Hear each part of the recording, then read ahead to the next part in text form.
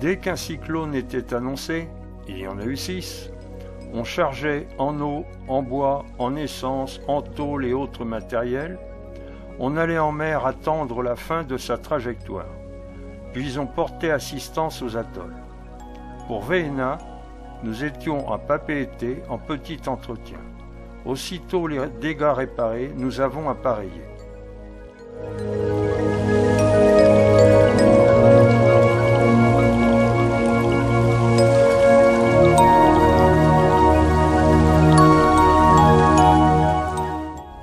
La nuit du 12 avril 1983, impossible de dormir, la pluie, le vent, les objets de toutes sortes tombent sur le toit.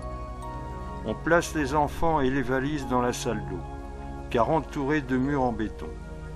Au lever du jour, nos voisins du dessus n'ont plus que la moitié du toit. Ils viennent se réfugier chez nous. Plus tard, un couple de Tahitiens avec un bébé nous rejoignent. Leur faré est éclaté. On est donc 6 adultes et 5 enfants. Entre-temps, les 2 farés situés à gauche n'ont plus de toit. Celui situé en contrebas se soulève comme un couvercle, puis se remet en place. Heureusement, dans ceci, aucun locataire depuis la veille. Un arbre déraciné obstrue toute sortie vers la route principale. L'eau et l'électricité seront rétablies 10 à 15 jours plus tard.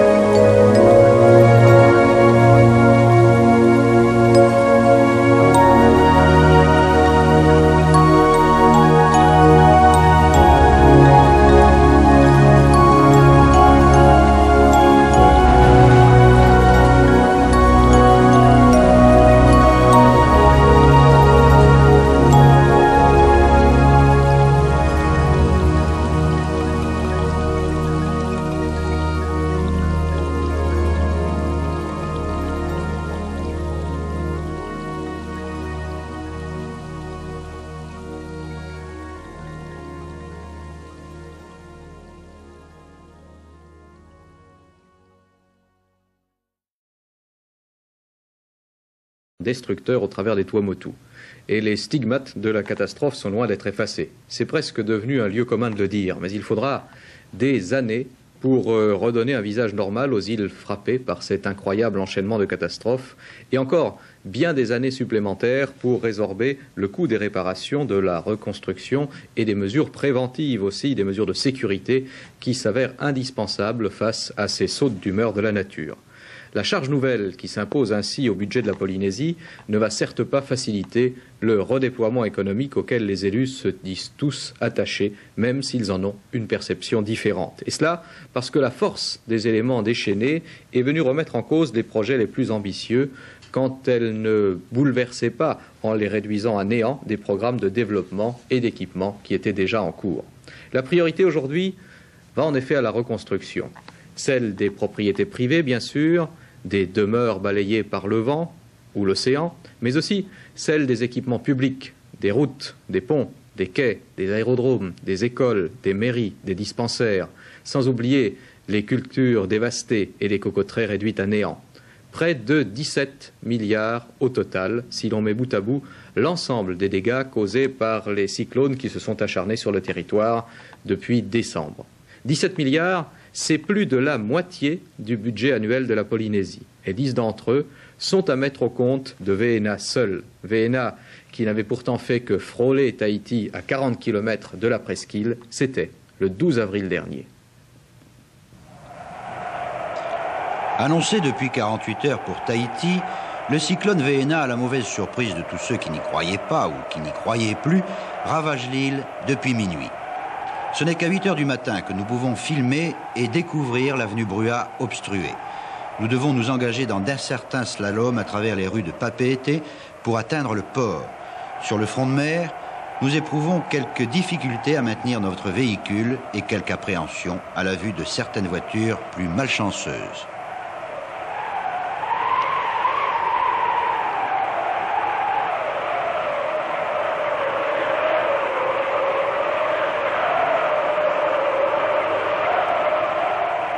Une vision assez effrayante nous attend sur les quais.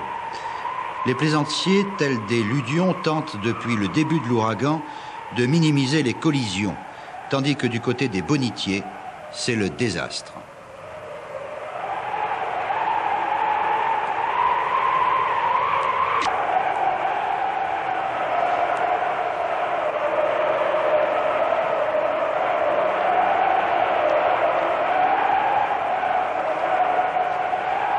Ces pêcheurs vont s'efforcer pendant plusieurs heures de sauver ce bateau drossé sur le quai, alors que d'autres, déjà, s'enfoncent dans les eaux bouillonnantes du port. 45 bateaux couleront ainsi dans la nuit et dans la matinée du 12 avril.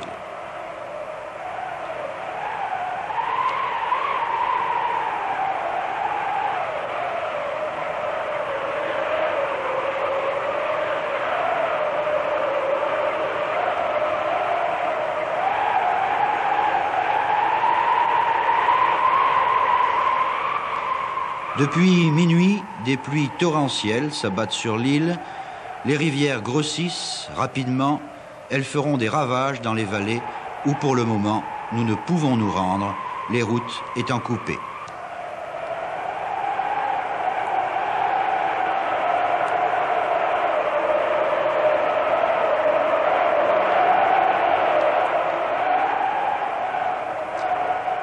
Revenant sur le front de mer pour trouver un passage vers le centre-ville, nous croisons peu de voitures particulières. La circulation, en effet, a été interdite depuis la veille au soir. Nous rencontrerons surtout ambulances et véhicules militaires qui commencent ainsi une longue journée d'intervention.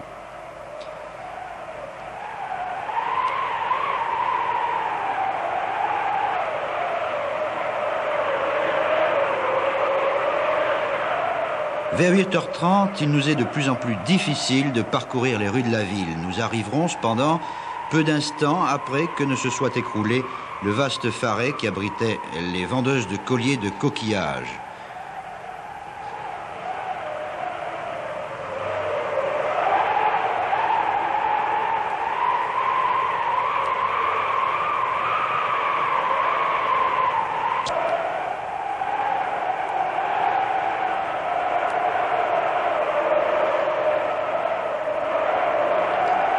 De l'autre côté du front de mer, les pirogues ont été évacuées en toute hâte au cours de la nuit. Mêlées dans un désordre insolite aux arbres arrachés, elles témoignent de la soudaineté du cyclone qui était pourtant prévu depuis dimanche soir.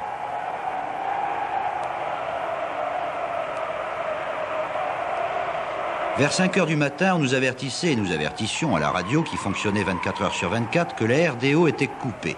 Nous nous rendons donc sur place pour voir quel était l'obstacle. Eh bien, c'était tout simplement la toiture de cette maison, une toiture de plusieurs tonnes qui avait été soufflée et projetée sur la voie rapide à 50 mètres en contrebas. Sur la route de Faha, il nous faut surtout éviter les fils électriques enchevêtrés dans les débris d'arbres et de toitures, éparses çà et là sur la chaussée. L'un d'eux provoquera ainsi la mort d'une habitante de Papeete, la seule victime à Tahiti de Veena, dont à la vue de ces images, on peut s'étonner qu'il n'ait pas fait davantage de victimes. En quelques minutes de tournage, nous réalisons ainsi quelle catastrophe vient de s'abattre sur la grande île. Quelques heures et surtout quelques jours plus tard, avec la fuite de Veena vers le sud-est du territoire, nous aurons confirmation du désastre qui remet en question le plan de développement de la Polynésie tout entière.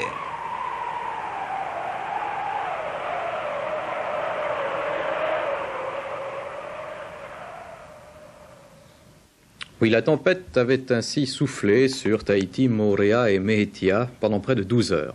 Et dans les zones les plus exposées, la presqu'île, les lotissements en altitude, les vallées profondes et les bords de mer exposés à la houle, rien ou presque n'a résisté.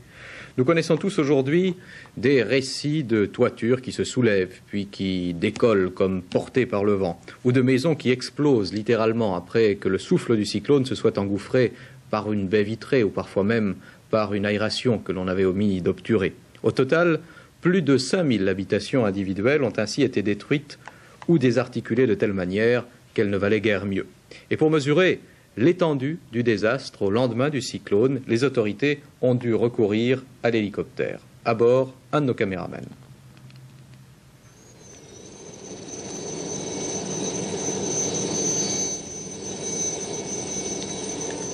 Le spectacle qui nous était offert au lendemain du passage de Véna sur Tahiti n'était pas loin en certains points de l'apocalypse. Ayant procédé à l'évacuation sanitaire de 2 blessés, l'hélicoptère prenait à son bord les autorités civiles et militaires du territoire et notre caméraman.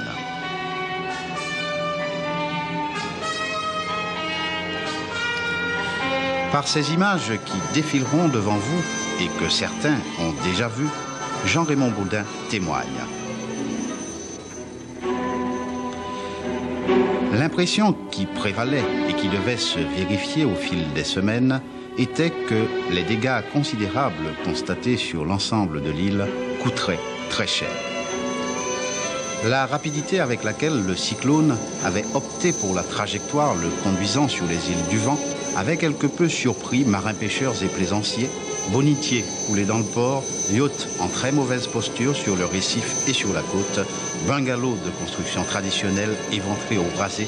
C'était là autant de signes annonciateurs du reste.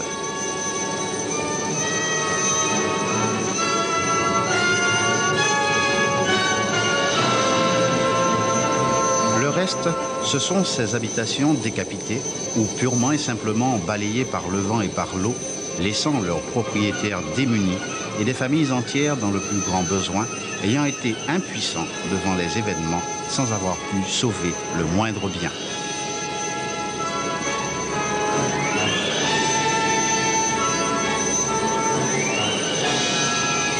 Les routes, en certains points, n'ont pas été épargnées. Elles ont été envahies par les eaux des rivières à l'étroit dans leur lit naturel. Les précipitations enregistrées pendant le passage du cyclone ont ajouté au désastre.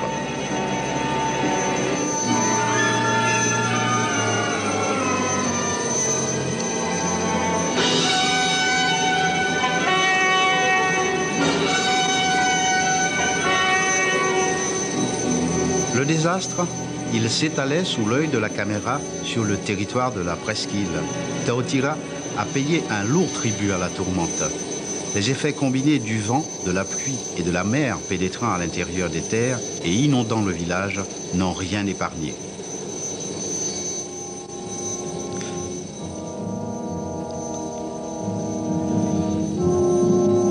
Le temple, pourtant de construction récente, semblant à toute épreuve, a perdu son toit, emporté comme une plume, au dire des témoins, au large dans le lagon. Les populations qui y avaient trouvé refuge étaient quittes, leurs frayeurs surmontées, pour s'abriter ailleurs, là où c'était encore chose possible, en dépit du vent et de la pluie qui s'abattaient encore sur Taotira.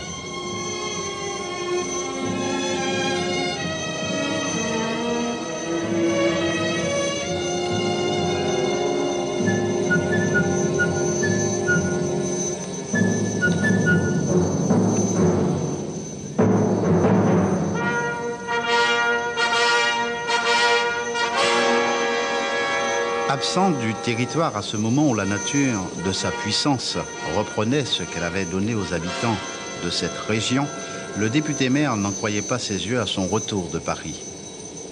Ayant mesuré l'ampleur des dégâts, il faudra tout reconstruire, avouait-il, réparer ou remplacer ce qui est à jamais perdu.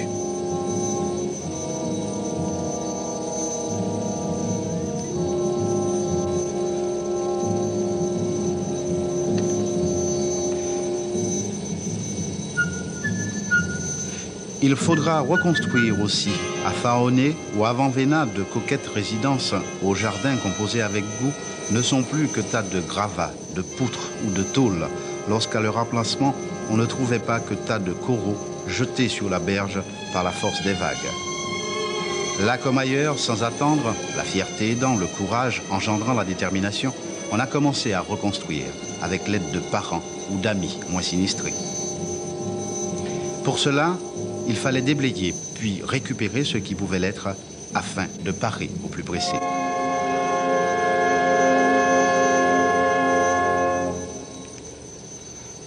Privés d'eau potable du fait de la coupure de canalisation et de nombreuses lignes électriques tombées, privés de téléphone aussi et privés de toit, des centaines de sinistrés ont trouvé refuge dans les établissements scolaires, les lieux de culte ou les foyers de leur localité. Les municipalités, en liaison avec le plan Orsec, ont pris très rapidement leurs responsabilités et les dispositions qui s'imposaient.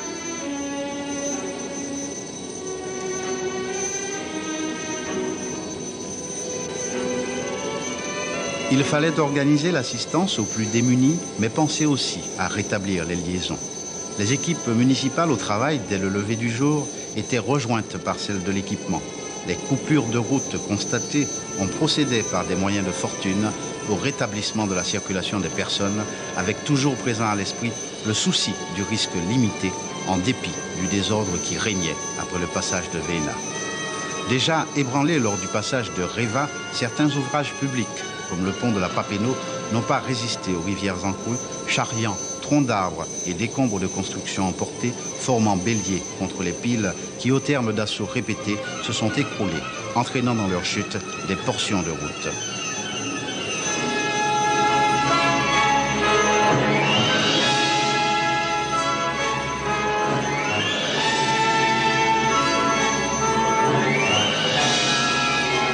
Comme à Papenaud, à Itiyan et dans d'autres localités isolées par la route et sans téléphone, avec pour seul moyen de communication la radio quand elle pouvait être captée, les populations angoissées attendaient la moindre information à leur intention quant aux dispositions à prendre ou quant à l'ouverture de nouveaux centres d'accueil. Devant une telle catastrophe, nombre d'établissements hôteliers ont accueilli des sinistrés trop heureux de se retrouver au sec après tant d'heures passées sous la pluie et dans le vent. Venait alors l'heure des premiers bilans. Un mort et quelques dizaines de blessés, c'était miracle, au milieu de tant de décombres, provenant de maisons détruites ou endommagées, 6000, nous dira-t-on ensuite.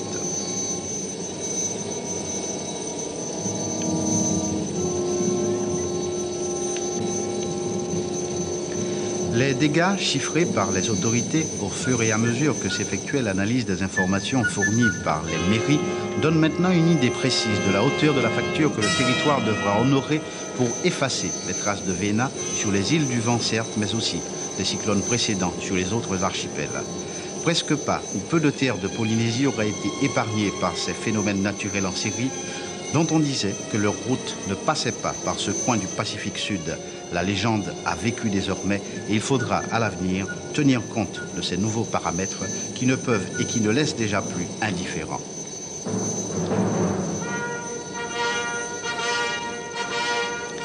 Chez nous aussi, on en tiendra compte puisque le pylône de l'émetteur du mont Maraou n'a pas résisté aux rafales à plus de 200 km/h. Comme assemblage d'allumettes, il s'est abattu du long de ses 49 mètres, privant du même coup et pendant plusieurs semaines près du tiers des téléspectateurs de leurs émissions favorites et plus de la moitié des auditeurs radio en modulation de fréquence. Depuis quelques jours, avec des moyens de fortune, une réparation provisoire permet de nouveau la diffusion des émissions de télévision et de radio, levant désormais l'isolement involontaire dans lequel étaient plongées les populations desservies par cet émetteur pilote.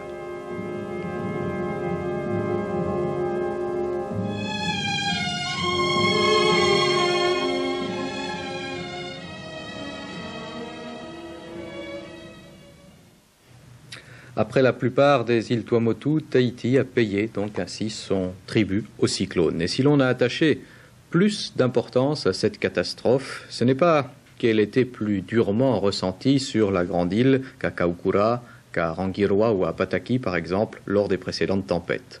En termes de violence relative, il est certain que les atolls ont beaucoup plus souffert des éléments pour avoir été submergés par les vagues comme autant de raz-de-marée successifs. Mais il est certain que pour la collectivité, le coût des destructions sur Tahiti est bien plus lourd à supporter. La concentration humaine y est plus dense et les habitations souvent plus coûteuses parce que mieux équipées. C'est sur Tahiti aussi que sont concentrés les principaux points de décision et les équipements qui pilotent tout le réseau d'aménagement dont s'est peu à peu doté le territoire. Pour ne prendre que quelques exemples, lorsque l'aéroport de Faa est fermé, il n'y a plus de vol ni de desserte entre les îles. Lorsque le toit du service Telex s'envole à Whareute, ce sont les communications internationales qui sont coupées. Lorsqu'enfin s'effondre l'émetteur du Mont Marau, la télévision s'arrête partout, même aux îles sous le vent. Cela dit, il ne faut pas négliger pour autant les répercussions du cyclone sur les autres îles. Et d'abord à Moorea où se trouve concentrée une bonne part de l'activité touristique polynésienne. Sans doute protégée par les reliefs de Tahiti et par sa propre configuration géographique, Moorea a relativement moins pâti de la tempête que la grande île. Ici, rien de comparable au désastre de Tautira ou de Paia, mais au total, 109 habitations ont quand même payé leur tribut au cyclone dans une zone s'étendant de Papetoa à Te Avaro, le nord et le nord-est de l'île en somme. Dans tout ce périmètre, les bâtiments publics, les commerçants et les patentés, et surtout les hôtels, ont aussi été durement touchés. Ne parlons pas des décors de la Bounty qu'il a fallu une fois de plus relever. Prenons l'exemple des artisans et commerçants, dont les boutiques de souvenirs sont particulièrement nombreuses dans cette partie de l'île, où se trouve concentré l'essentiel de l'infrastructure hôtelière et touristique. 46 d'entre eux ont été sinistrés à des degrés divers, et souvent, le matériel et la production des artisans dispersés aux quatre vents. Le fruit du travail de plusieurs années anéanti, avec tout ce que cela suppose comme découragement, lorsque les mêmes installations ont déjà subi les assauts de Lisa et de Reva, avant de s'effondrer sous Veena. Les bâtiments publics n'ont pas été épargnés non plus. Les toitures des bâtiments scolaires ont subi des dégâts non négligeables. Et à Popo, c'est toute la couverture de la mairie annexe qui s'est effondrée dans la rivière.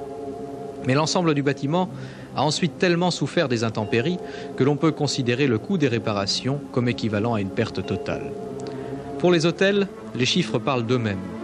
5 millions de casses au Baliai, 15 millions au Kiaora, 20 millions au Capitaine Cook, une facture qui dépasse et de loin les possibilités d'intervention de la municipalité. Et pourtant, celle-ci a décidé de faire un effort considérable pour venir en aide aux sinistrés, puisque la construction de la nouvelle mairie centrale d'Afaraitu a été purement et simplement stoppée pour affecter les fonds à l'achat de matériaux destinés aux sinistrés. 20 millions ont ainsi été dégagés. Mais l'image la plus parlante de ce tour de l'île de la tempête, c'est bien sûr le Motu de Temei. Là-bas, en bordure de la piste, en bordure de l'aéroport, il y avait côté mer une vingtaine de constructions. De 15 d'entre elles, il ne subsiste aucune trace. Le vent et la mer ont conjugué leurs forces pour tout anéantir, et toute cette zone disparaît sous un amas de corail qui évoque les atolls des Tuamotu dévastés par l'océan en furie. Aux propriétaires de ces maisons, dont il ne reste rien, la municipalité a demandé de ne pas reconstruire une nouvelle fois au même emplacement, car c'est la 3e fois consécutive que la tempête balaye les habitations, et cette fois en a effacé toute trace. Restait pour cette rétrospective à évoquer quand même aussi le cas des Tuamotu. Lundi encore, après s'être rendu sur place la semaine précédente, le vice-président Floss recevait 14 maires et maires adjoints de cet archipel. Il s'agissait de recenser les priorités de la reconstruction et aussi de définir les grandes lignes de l'orientation nouvelle qu'à cette occasion on pourra essayer de chercher à imprimer au plan d'aménagement de ces îles, comme d'ailleurs à leur économie propre. Prévoir des constructions collectives qui puissent servir de refuge en cas de nouvelle agression cyclonique est l'une de ces contraintes nouvelles. 300 millions ont déjà été votés à cette fin par l'Assemblée territoriale lorsqu'elle a mis sur pied l'Agence pour la reconstruction, l'organisme qui aura pour tâche de coordonner cette entreprise de longue haleine. Régénérer les plantations de cocotiers pour les rendre plus rentables en est une autre. Sans oublier les fonds que, d'une manière ou d'une autre, il faudra aussi consacrer à assurer des revenus aux habitants de ces îles, jusqu'ils soient à nouveau en mesure de vivre de leur production. Ce qui peut être long si l'on en juge des images de désolation qui prédominent d'un bout à l'autre de l'archipel. Ici, à Tikehau et à Mataiva, que Veena a frappé de plein fouet avant de toucher Tahiti.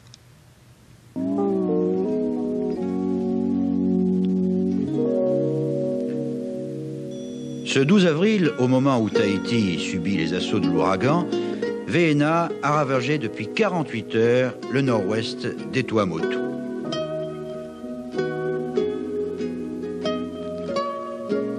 Ici, nous avons filmé l'atoll de Tikehau, qui étaient sur la trajectoire directe du cyclone.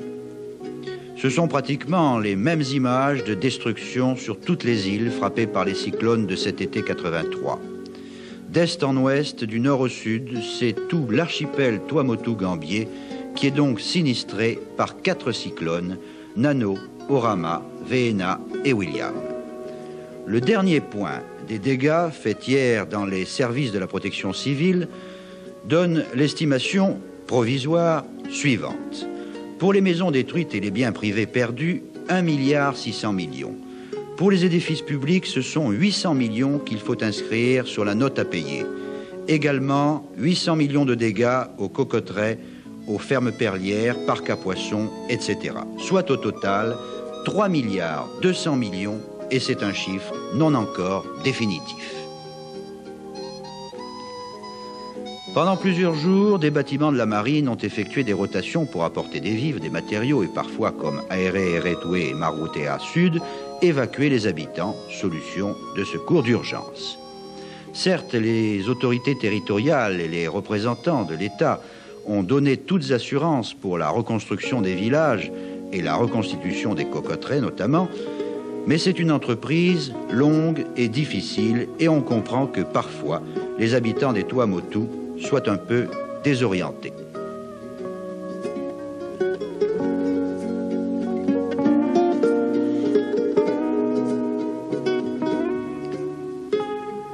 Ici, ce sont des images de Mataiva. On voit la similitude des dégâts avec les autres atolls, mais ici, il y a peut-être un exemple de ce qu'il faudra accélérer pour créer de nouvelles sources d'emploi, car ici, à Mataiva, on pourra peut-être exploiter du phosphate. Mais ailleurs où cette ressource n'existe pas, on demande d'abord la mise en place de chantiers de développement financés par le territoire et qui pourraient, sur avis des municipalités, redémarrer des activités traditionnelles ou en créer de nouvelles.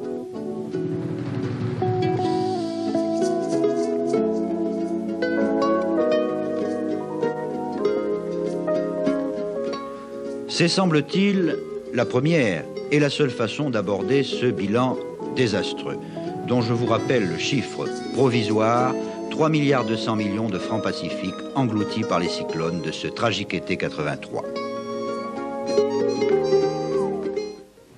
Voilà donc pour cette rétrospective en forme de bilan dont les images ne sont pas prêtes de s'effacer des mémoires. 1983 restera ainsi une année noire, celle qui va peser sur l'avenir, peut-être même au-delà du simple coût économique.